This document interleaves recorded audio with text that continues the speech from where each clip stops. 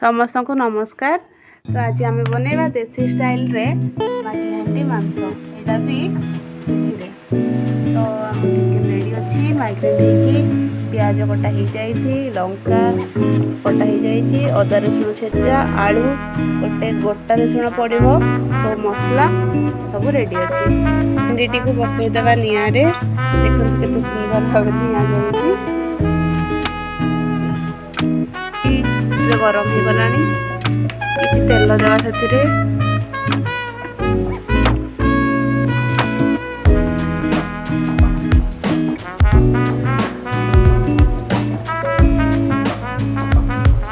धीरे धीरे गरम होगा लगे तो किसी जीरा पकईदेवा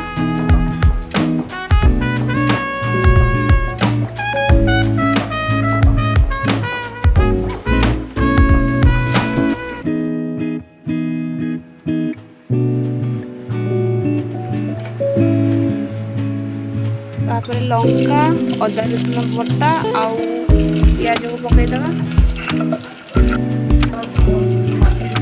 देखो माटी हांडीर स्वाद ही किसी अलग सहित पुणी निआँ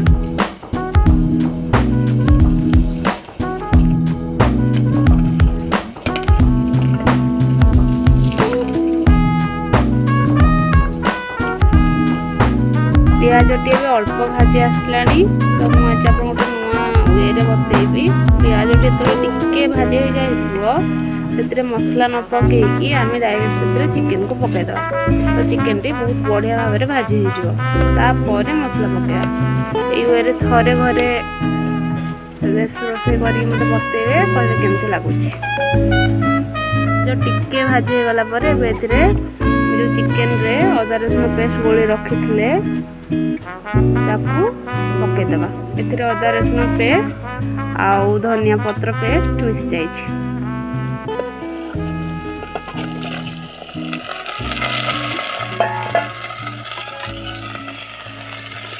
भलसे घोड़े देवे।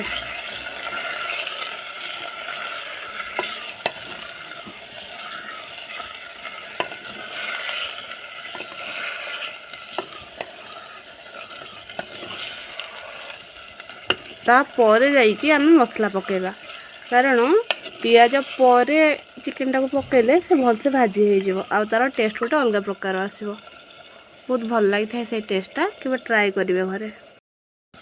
एबे चिकेन टी माने मिसीगला पर पियाज सहित आम से आलू पकेयार थो आम आलू पकईदेवा मत मात्र 2टा आलू पकेयार अच्छी तो आम पकईदेवा।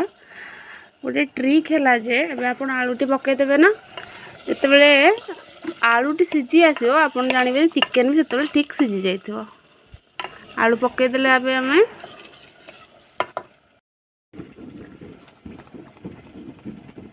निआँ जला चलची मोर शीत दिने बारियाड़े बसी निआरे चिकेन रोषे कर मजाटा किसी निआरा ना।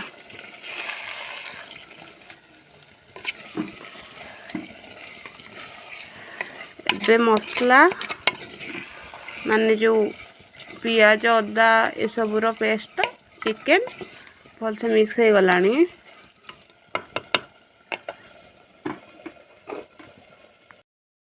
आपर मम्मी मत ग्राइंडिंग करके पियाज अदा रसुण आ कौन सब पकई बोधे लंका आपको आम पुणी ये पकईदेवा कारण मत ग्रेवी ग्रेवी बहुत ही पसंद मत एक्सट्रा ग्रेवी बहुत भल लगे तो यही पेस्ट पकेबी ता सहित जो किणा पेस्ट मिलेनी ताकू भी पकेबी।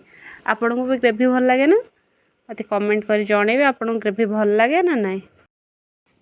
निआँ रे रोषे करी खाइबार तो बहुत टेस्टी किंतु निआँ को माने कंटिन्यूअसली जलैवाटा गोटे भल काम आउ आमे तो जोमाटो स्विगी रो ऑर्डर करी रेस्टोरेंट जाइकी बहुत दामी दामी चिकेन डिश खाऊजंती किंतु केबे घरे एमती रोषे करके देखिए बहुत ही टेस्टी लगे आ बहुत मजा भी लगे। एबे चिकेन टी भाजी हो गलानी तो आम ए जो ग्राइंडिंग करते मुझे पकईदेवी आ जो किणा अच्छी पेस्ट ताकू भी पकईदेवी। ग्राइंडिंग वाला पेस्ट पड़गला।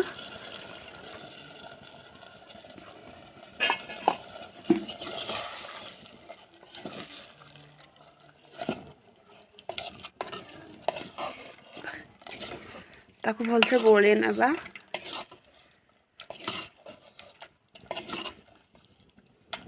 एथिरे आ गोटे इनग्रेडिएंट मिसची जोटा कि हला पुदीना पत्र। तार टेस्ट भी बहुत बढ़िया आसे। एबे किणार जो अच्छी सेटा पकईदे आम पेस्टा को, बिकज यार स्मेल मत बहुत पसंद। आउ बेसी पेस्ट देले ग्रेवी ग्रेवी आसो, खाइबा को भल लगे।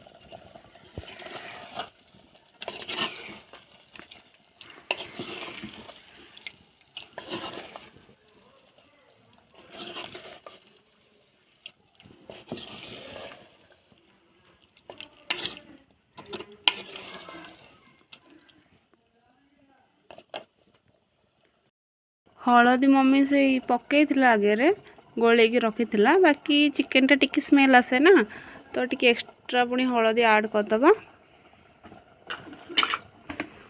आओ मसला गुड़ा मीट मसला,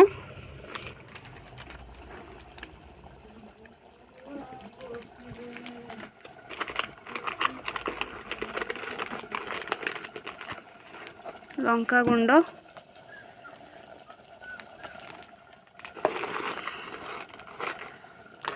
पकईदे आम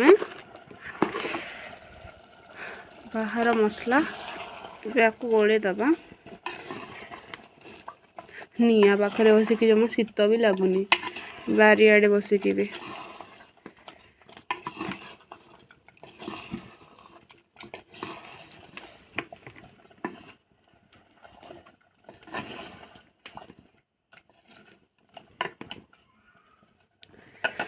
मत कमेंट कर जनइले निआरे रोसई कहा कहा को भल लगे।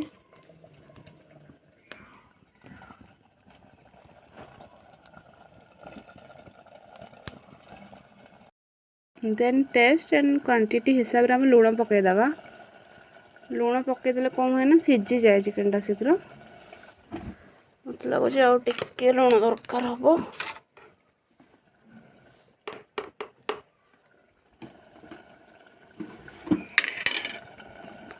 लुण पकई सारिक गोले दबा।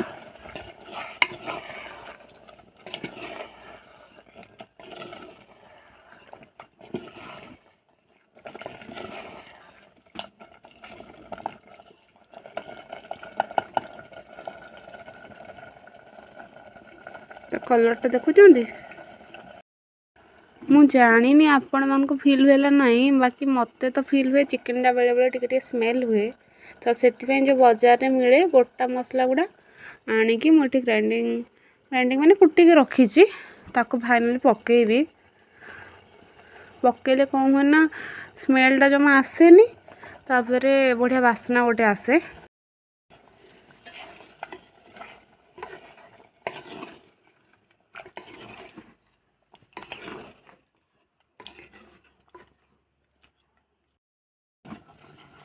तो देखंतु एबे पूरा बढ़िया भाव में कषि हो जाए चिकेन टी।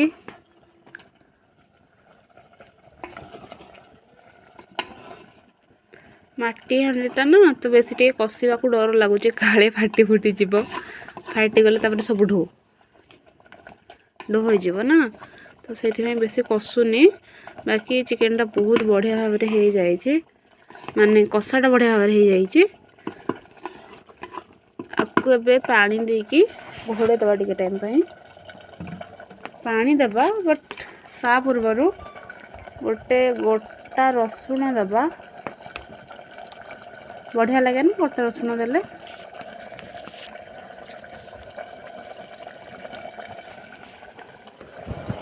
गोटा रसुण पड़ी जाइए।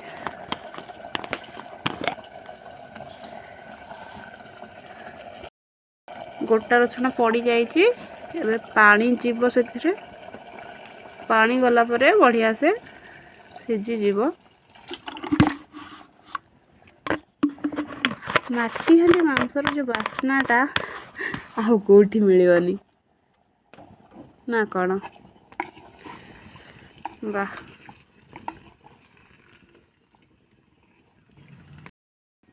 कि सुंदर भावे निआ जलुची और कलरटा भी देखो केते सुंदर आछी। पानी तो आम दे देइजंती एबे आको आम घोड़े दबा बिकज से सिझिबो।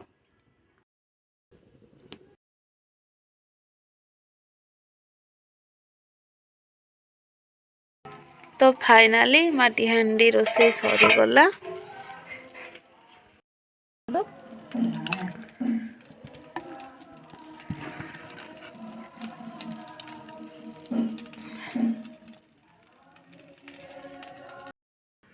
तो फाइनाली मो चिकन रेडी हो जाइए।